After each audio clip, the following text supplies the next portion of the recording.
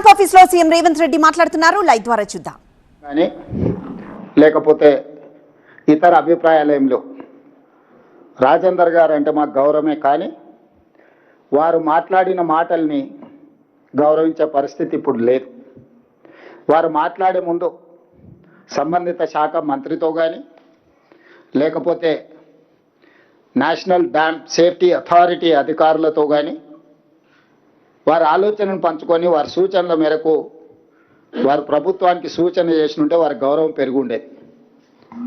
ఒక పక్కన ప్రభుత్వ మంత్రులను కానీ ఎన్డీఎస్ఏ చైర్మన్ కానీ ఎవరితో ప్రస్తావించకుండా కేవలం హరీష్ గారి సూచనల మేరకు, హరీష్ గారి విజ్ఞప్తి మేరకు ఈటెల రాజేందర్ గారు మాట్లాడడం ద్వారా తన గౌరవాన్ని, మర్యాదను రాజేందర్ గారు పోగొట్టుకోవడం జరిగింది.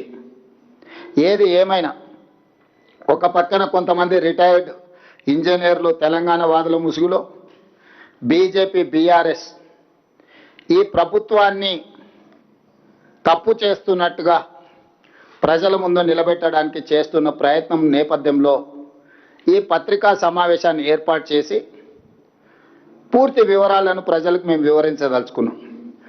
తద్వారా పాత్రికేయ మిత్రులకు కూడా వాస్తవాలను వివరిస్తే చర్చ సందర్భంగా ఎప్పుడైనా మీరు కూడా ప్రజలకు వివరించడానికి అవకాశం ఉంటుంది. కాబట్టి ఈరోజు ఈ అత్యవసర పత్రికా సమావేశాన్ని మేము ఏర్పాటు చేయడం జరిగింది.